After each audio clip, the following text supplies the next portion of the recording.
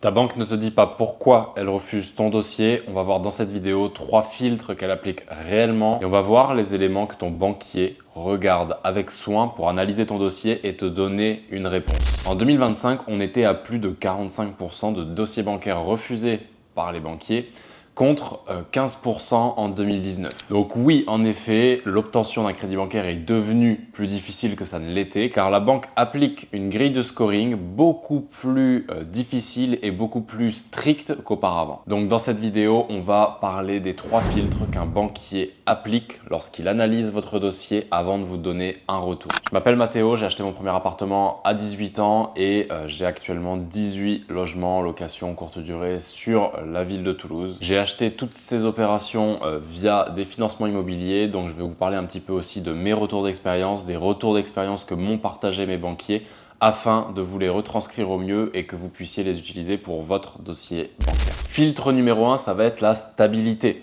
Beaucoup de personnes disent que sans CDI, on ne peut pas investir dans l'immobilier.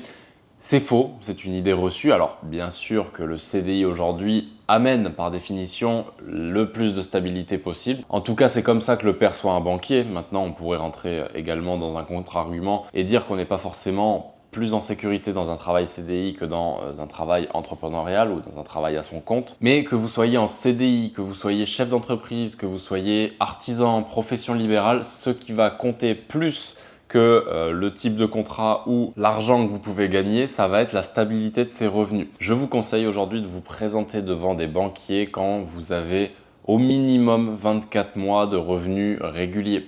Alors, ça peut être des revenus croissants, par exemple, si vous êtes chef d'entreprise ou auto-entrepreneur et que vous avez une activité qui est en développement. Mais attention à ne pas présenter un CDI qui a été pris il y a 2 mois, 3 mois, où vous êtes à peine à la fin de votre période d'essai. Là, le banquier va commencer à avoir peur et il va y avoir des gros warnings. Aujourd'hui, beaucoup de personnes ont pris des CDI juste pour obtenir un crédit. D'ailleurs, ça a été mon cas sur le premier appartement. Mais c'est vrai qu'aujourd'hui, ils mettent un peu plus d'attention et ils sont un peu plus tatillons, un peu plus assidus avec la régularité des revenus. Un CDI trop récent, ça va faire peur. Une activité avec des revenus en dents de scie, ça va faire peur. Et une activité, même si elle tourne bien et que vous tirez des bons salaires, mais trop récente, si ça fait 6 mois, 8 mois que vous avez lancé votre société, ce sera également un frein. Maintenant, encore une fois, quand je parle de ça, il faut aussi prendre avec des pincettes parce que ça va dépendre de l'humain que vous avez en face de vous, ça va dépendre des banques et il y a des facteurs que vous ne maîtrisez pas.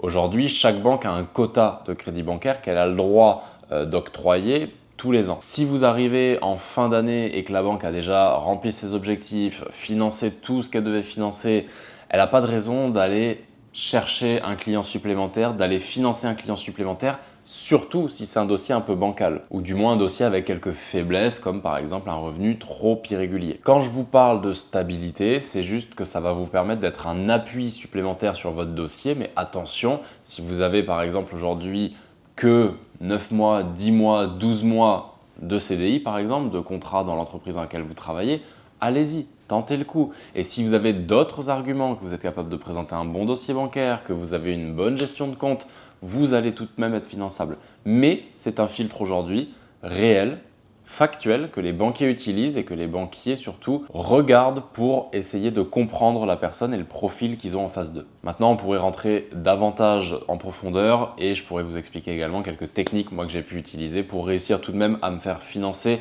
lorsque j'avais des revenus qui étaient relativement récents, mais ça je vous en parle dans la masterclass offerte qui est accessible juste en dessous de cette vidéo. Deuxième filtre qui va être capital pour votre investissement, pour votre banquier, pour l'analyse de votre dossier, ça va être votre endettement. Donc on entend souvent parler de cette fameuse règle des 35% d'endettement.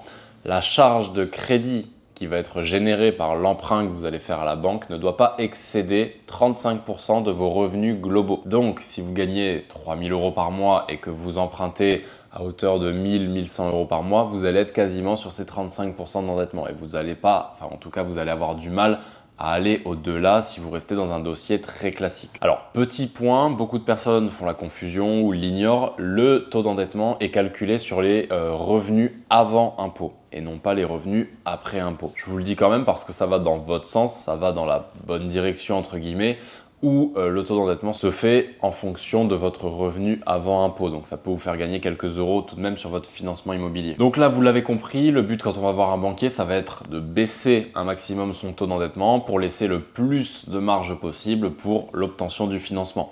Donc, premier conseil assez basique, ça va être de rembourser à mon sens tous ces prêts consommation, donc les prêts qu'on peut faire pour acheter une télé, pour acheter une voiture et tous ces objets du quotidien qui, selon moi, ne devraient pas nécessiter de crédit. Si vous n'avez pas les moyens d'avoir une télé à 2000 euros, il ne faut pas prendre un crédit pour acheter une télé à 2000 euros.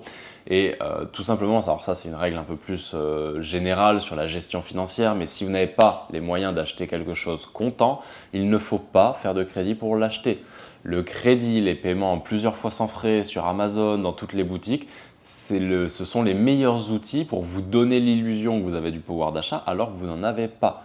Donc déjà, à mon sens, si aujourd'hui vous êtes surendetté avec des petits crédits, des paiements en plusieurs fois, des paiements différés qui vont être prélevés, à mon sens, déjà, vous avez une première étape à faire là sur les 6 prochains mois, d'épurer tout ça. Revendez votre voiture si c'est une voiture qui coûte un peu d'argent, que vous avez pris un crédit dessus, et rachetez une voiture à 3000 ou 5000 euros. Revendez votre télé, rachetez une petite télé à électrodépôt à 200 euros, ça fait largement l'affaire. Donc oui, ça demande de faire des sacrifices. Oui, il y a des fois où ça va peut-être vous agacer de temporairement descendre un petit peu en confort, mais dans les faits, si vous avez pris des crédits pour ces achats-là, c'est que vous n'en avez pas les moyens. Maintenant, une deuxième petite astuce qui va être pertinente, ça va être d'acheter sur 25 ans, de prendre un crédit sur 25 ans.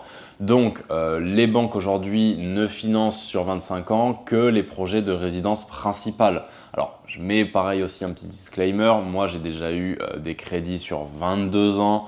En étant par exemple sur du projet locatif, donc 20 ans plus 2 ans de différé total que j'avais réussi à négocier. Il y a aussi des banques où j'ai réussi à ajouter un différé supplémentaire pendant que j'étais en travaux pour prolonger un peu la période de différé. Donc vous avez toujours des moyens de tirer un petit peu les 20 ans et si vous pouvez le faire, faites-le tout simplement parce que ça vous permet de réduire votre mensualité. Forcément, si vous empruntez sur 25 ans plutôt que sur 20 ans, la mensualité est plus basse. Et donc ça va vous permettre de retrouver de la capacité d'endettement. Si vous passez d'une mensualité de 500 euros à une mensualité de 430 euros par exemple, vous allez gagner ce delta des 70 euros par mois et ça va vous redonner un peu d'air sur votre capacité d'emprunt. Donc moi, ça m'est arrivé de passer des dossiers qui étaient un petit peu au-delà des 35% d'endettement. Le banquier m'a dit ça ne passera pas en l'état. J'ai dit du coup que ça allait être pour y habiter, que ça allait être un achat de résidence principale. J'ai fait financer sur 25 ans et j'ai obtenu le crédit. Donc là encore, je pourrais vous expliquer et je vous expliquerai plus en détail comment organiser tout ça, comment le demander à votre banquier et comment jongler avec les différentes stratégies de financement que vous pouvez mettre en place. Maintenant, il y a également d'autres stratégies qui vont vous permettre de dépasser les 35% d'endettement quand vous allez vouloir répéter, multiplier les investissements. Mais ça, c'est pour une prochaine étape et je vous en parlerai en temps et en heure. Maintenant, sachez également que vous pouvez dépasser un peu les 35% d'endettement, légèrement, aller à 37, 38, même 39%. Je sais qu'il y a des banques qui peuvent le financer si vous êtes dans le pourcentage de dérogation. Je m'explique. Tous les ans, les banques ont le droit à 20% de dérogation. Donc, ça veut dire qu'elles peuvent financer 20% de leur dossier au-delà des 35% d'endettement. C'est souvent réservé uniquement à des personnes qui veulent acheter leur résidence principale. Donc, essayez d'avoir l'info auprès de votre banquier lors des premiers rendez-vous, de savoir s'ils ont déjà épuisé ces 20% de dérogation, s'il peut y avoir une place pour vous, si votre projet en passant en résidence principale peut rentrer dans ce cadre de la dérogation, qui peut vous permettre également de débloquer des dossiers. Et maintenant, troisième et dernier filtre de cette vidéo, ça va être votre comportement bancaire. Ni plus ni moins. C'est bête et méchant, mais un banquier aujourd'hui va regarder comment vous gérez vos comptes. Ça va lui faire peur s'il voit qu'il y a de nombreux découverts, qu'il y a des dépenses hasardeuses, qu'il y a des dépenses étranges.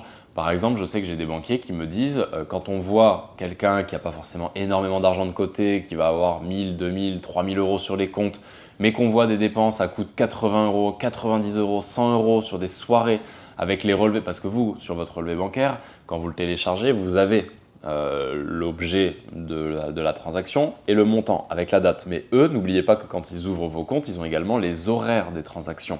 Donc tout simplement, quand ils voient une personne qui fait des retraits toutes les semaines de 50, 100 euros à 23 h ou minuit dans un distributeur dans un quartier de Toulouse, ils se doutent que c'est pour aller acheter un peu de drogue, ils se doutent que c'est pour aller en soirée, que c'est pour acheter des choses qui ne sont pas utiles et qui sont même dangereuses d'un point de vue du banquier. N'oubliez pas qu'on fait du business et qu'un banquier aujourd'hui ici défend sa maison, il défend l'entreprise pour laquelle il bosse. Donc forcément aujourd'hui, si vous êtes sur un bon banquier consciencieux, il va analyser tout ça. Donc attention à ne pas avoir de découverts hasardeux, attention à ne pas avoir de découverts, même s'ils sont rapides, temporaires, tout ça parce qu'aussi ça vient impacter votre scoring bancaire. Les banques ont des algorithmes propres à elles qui notent les clients. Alors ça fonctionne différemment selon les banques, soit ça peut être des couleurs, soit ça peut être des lettres. Mais je sais que par exemple au Crédit Agricole, si vous avez un découvert, ça vient plomber votre note. Et le scoring, je crois que se fait sur des lettres allant de A à F, il me semble, ou peut-être même G. Mais quand vous êtes sur les pires lettres, vous avez beaucoup de mal à vous faire financer. À l'inverse, je sais qu'à la Société Générale Courtois, vous avez un système de couleurs vert, orange, rouge, noir. Et le banquier de la Société Générale m'a dit quand votre couleur de scoring est noire, il n'y a plus d'espoir. Donc voilà, on voit bien que chaque banque va avoir son algorithme d'analyse pour avoir une notation, pour vous noter.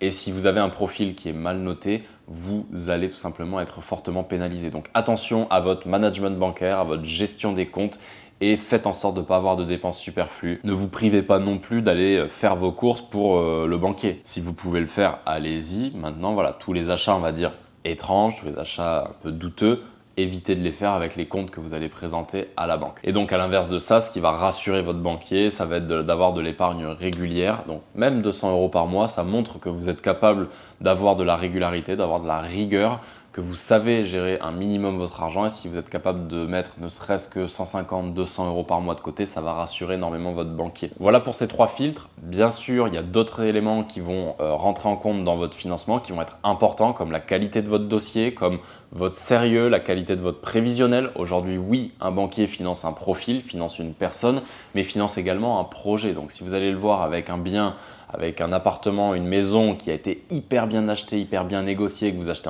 en dessous du prix du marché, ça va jouer en votre faveur, ça va pousser le dossier dans la bonne direction. Et c'est en cumulant tous ces éléments que vous allez réussir à arriver à vos fins. Ne baissez pas les bras, il existe des techniques pour se faire financer. Si une banque vous dit non, une autre peut vous dire oui. Et ne vous formalisez pas parce qu'un banquier vous a dit qu'il ne pouvait pas vous financer pour X ou Y raison. C'est pas grave, il y a d'autres banquiers sur la place, sur le marché. Il y a d'autres banques avec d'autres critères, il y a d'autres périodicité de l'année aussi qui vont être plus propices pour obtenir votre financement. Donc ne lâchez pas, appliquez les conseils que je vous ai mis dans cette vidéo et n'hésitez pas à aller plus loin en regardant la masterclass offerte de 30 minutes accessible juste en dessous de cette vidéo. Vous cliquez sur le lien, vous arrivez sur une page où je présente le contenu que vous allez voir dans la vidéo. Vous avez juste à mettre votre adresse mail et vous accédez à cette masterclass. Je vous explique tout, comment je me suis fait financer aujourd'hui, de mon premier appartement à 18 ans jusqu'à aujourd'hui, ma 18e opération. Je vous donne tous mes conseils, mes astuces. Donc si tu veux passer à la vitesse supérieure, reste avec moi et on se retrouve dans la masterclass. C'était Mathéo, je vous remercie d'avoir été attentif à cette vidéo. Je vous dis à la prochaine. Ciao, ciao.